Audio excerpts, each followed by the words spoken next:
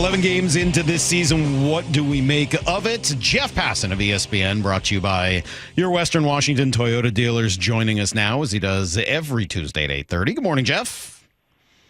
Gentlemen, how are you? I think we're doing pretty well. We watched a bizarre, crazy, up and down, good and bad kind of win last night with Jorge Polanco coming up big, just like the way he was supposed to when they first brought him here a year or so ago, and some unbelievable pitching from ace-like Logan Gilbert and Munoz, and some head-scratching decisions. It was just one of those full-scale bizarre baseball games. I like bizarre baseball games, though. And Jorge Polanco is like the only one hitting right now. If the Mariners don't have him right now, I don't know where they are. Like 4-7 is not great, but I think it could be a lot worse, which is an odd thing to say, but a reality of this team. Like they have not played good baseball to this point, and the frustration is understandable. They should probably, they should probably be 2-9. 2-9. Just kind of watching the games and the way the 4 wins have gone, like they should probably be about 2-9. All right, so I'm going to ask you a question. I was going to say, Mike, when every win you have has been a save from your closer, it's kind of close. It's a little too close for comfort. All right, should we start with something good or something? Let's start with something go fun. low. You're going to go low. You want octave. my low octave right off the bat? Yeah, he's going to control his octave level all interview long today. Jeff, I have a serious question for you. Low octave. Yeah, I don't. First off, I don't believe you're going to control your octave level, but by all means, please proceed. Do you believe in situational hitting? Absolutely. What does it mean to you? Situational hitting is understanding the state of game, the state of count, the state of pitcher on the mound, the state of your own swing, and adjusting it all to make sure that you get off your best swing for what the circumstances are, not just your best swing, period. So help Those are me two different then. things. Help me then understand this, Jeffrey. Runners in scoring position. Cal Raleigh is 0 for 10. Luke Raley's 0 for 9. Julio's 0 for 10. JP's 0 for 7. Randy's 1 for 12. Those 5 veteran bats are a combined 1 for 49 with 13 strikeouts. Sheesh. 1 for 49. That's a hitting 0-20. How? I mean, if we want to take this further, the Mariners have the worst batting average with runners in scoring position in baseball this year at 139. They are slugging 167, also the worst in baseball. And the reality is, I know I don't want to small sample you because I don't like doing that. It feels like a crutch. It feels like a cop out. But we're only 11 games into the season. And I feel like this sort of thing tends to, like runners in scoring position, you have your outliers every year, and the teams that are really good at it sometimes make a playoff run that was unexpected, and teams that are really bad at it might actually be good teams otherwise. But there's no rhyme or reason. There's no method to the madness. No team that I'm aware of has been consistently excellent or poor with runners in scoring position over a multi-year period of time. Can you check out? You got your computer there. Hold on, right? then I need to jump in here. 2 things. One, whatever you do, Jeff, don't look at those numbers without Jorge Polanco involved. Because if you take his hitting with runners in scoring position out of it, it is. I think he's 5 for 8 this year. Maybe Yeah, I saw 625 at some point. I think he's got 5 of their 7 hits with runners in scoring position. So I can't even imagine what those numbers go to. But then help me understand this. In one breath, and I'm not criticizing you, to me this is like the dichotomy of baseball. On one hand, situational hitting exists and it matters, and I agree with you. I don't disagree with any part of that answer. On the other hand, runners in scoring position, your batting average, et cetera, is going to just vary and will all eventually kind of come towards the mean. Shouldn't that be the whole purpose of situational hitting mattering? I mean, it should, yes. It's a conundrum, right? Let's look at last year. Top 5 batting averages with runners in scoring position: Arizona, Kansas City, Texas, San Diego, Milwaukee. The year before, Baltimore, Tampa Bay, Los Angeles, Texas, Chicago. There's one team that is up there every year. Let's go the year before that just to see if the Rangers are still there. Dodgers, Phillies, Astros, Mets, White Sox. I think I've named 13 teams. Did I hear the Mariners in it? Did I hear Seattle in any of those? I didn't hear that. Did I hear Seattle? But then is it Seattle? reasonable to say that situational hitting doesn't really exist? No, I don't think so. I think the ability to execute in particular situations varies year over year. Okay. I think the consistency of guys hitting situationally successfully varies year over year. In the same way that, FIP, fielding independent pitching, which just looks at essentially your strikeouts, your walks, and the home runs you allow. There are some years where guys just give up more homers than others. They maybe in 2024, Logan Gilbert made 50 mistakes and 20 of them were knocked out of the park. And maybe this year he makes 50 mistakes and 10 of them are just because other guys don't execute like that.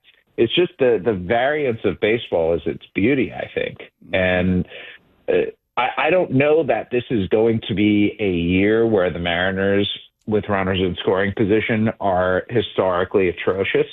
They sure have been for 11 games.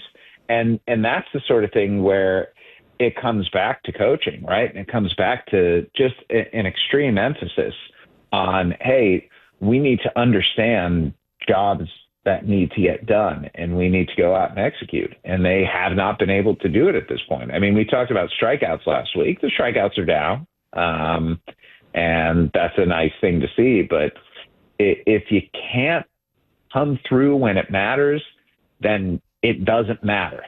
This is not going to be a successful team if they can't hit when there are guys on base.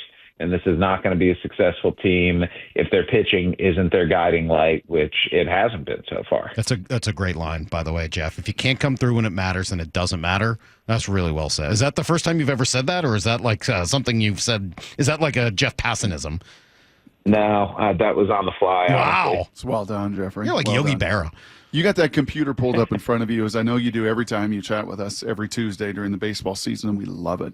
Would you mind punching some numbers in here, just out of curiosity? 2022, the Mariners make the playoffs. They end the drought. Cal's big home run, right? They win a series. They push the Astros.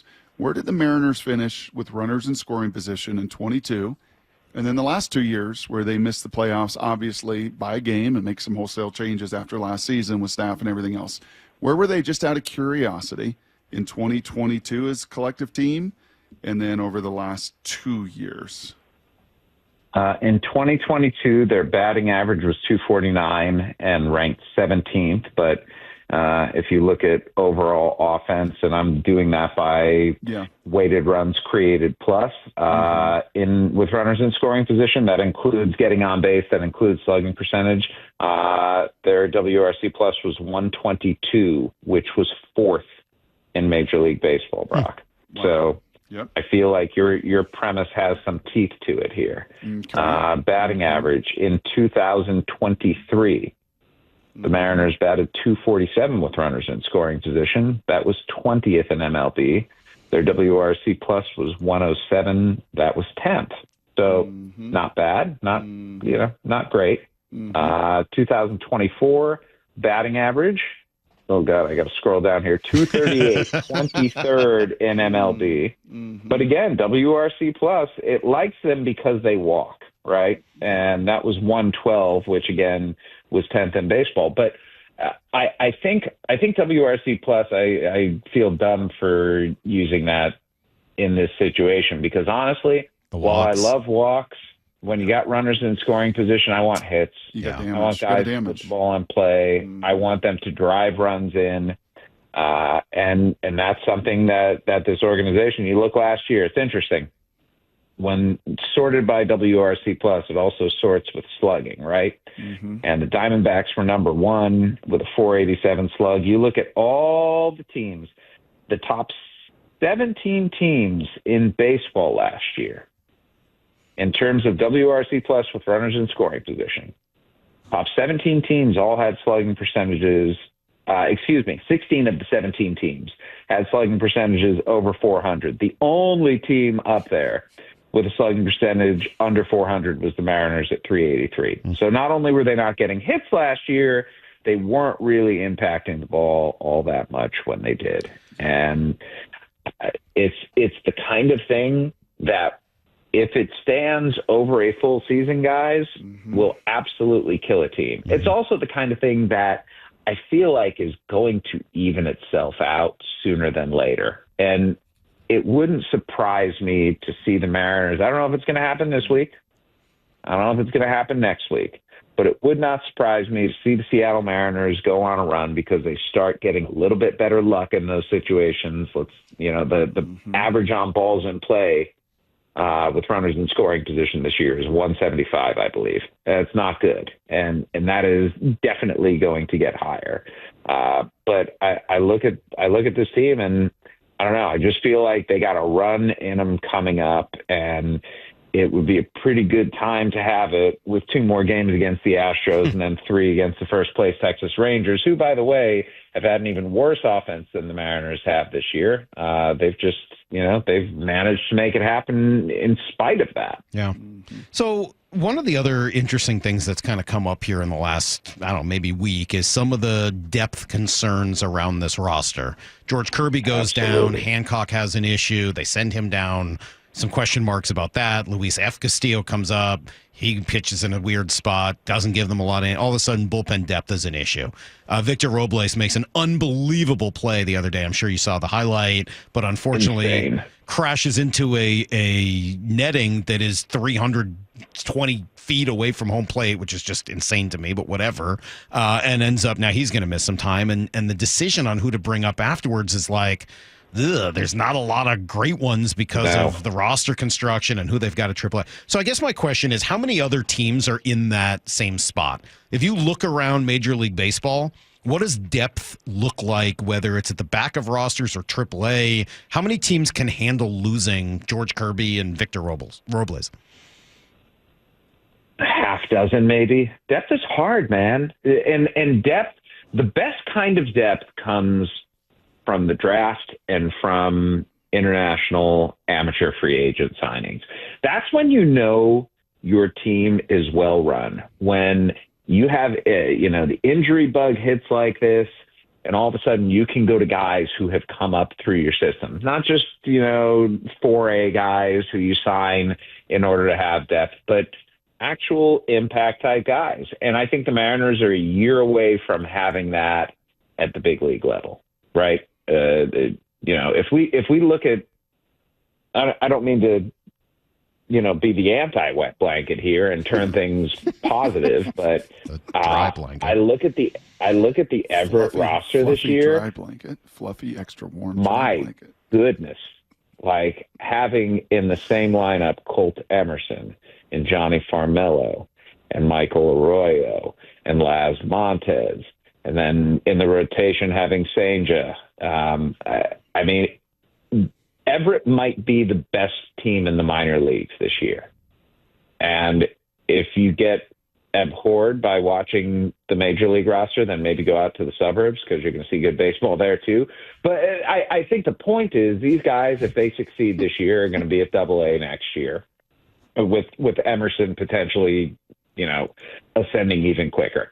And once you're at AA, it's like you could reasonably get called up to the big leagues at that point. Like you're close enough where you can smell the big leagues. And when the Mariners have this sort of injury bug in the future, I think they're going to be able to handle it. But right now it's tough. Right now, they're going to have to give Rowdy Tellez more or less full-time at bats at this point, right? Yes. More or less, yeah. Well, maybe for the month, and we'll see what Tyler Locklear does at AAA. Maybe for the month. But now you're gonna you face a lefty, and now you got to use Tellez, or you got to use Raley, or you got to use Canzone. Tell me about the AL West. Texas has been winning. The Angels have been better. The A's have been better. The Astros have not. What are we seeing in this division? It stinks.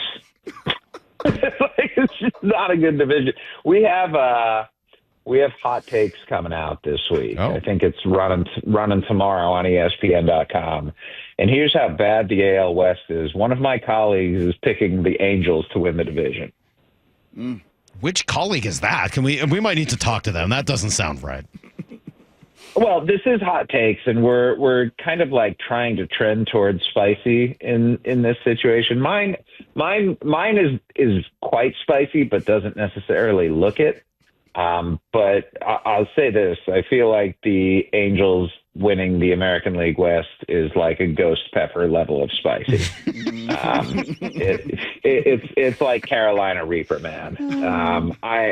They do have the best run differential in the division. They do have a 4-game lead on the Mariners at this point, so they've gotten off to a nice start. But I said this at the beginning of the year. I picked Texas to go to the World Series, and I think the Rangers are a good team. They have been winning close games. Their offense hasn't gotten going yet, but I look at that lineup, and I just feel like it's a matter of time before they start hitting. And they've got pitching depth issues as well. So I don't trust the Angels. I look at the Astros, and it's like Jordan Alvarez hasn't done anything so far, and I think he's going to be fine. But it had to be quite a harrowing thing for Astros fans yesterday to go see Alex Bregman win American League Player of the Week and Kyle Tucker win National League Player of the Week. It's a different team, guys. And these are not the Astros that were used to dominating the American League West Division. And it's why I think in spite of this start that the Mariners have had, they're still in a perfectly good position. It's still way too early. And this is a division that I'm not sure is going to take a whole lot more than 86 to 88 wins to capture. You like the band Boston? More Than a Feeling? You like that song? Yeah. Salk started the show today. He had more than a feeling about Logan Gilbert just being an ace. I mean, you just kind of watch him, as we've done, Jeffrey, and we've watched him grow up and develop into this guy. And you do. When he steps on the mound, it's more than a feeling that he's an ace. He is an absolute ace. What do you see in Logan? I wholeheartedly agree with that sentiment. And what I appreciate about Logan Gilbert, among many things, is his evolution.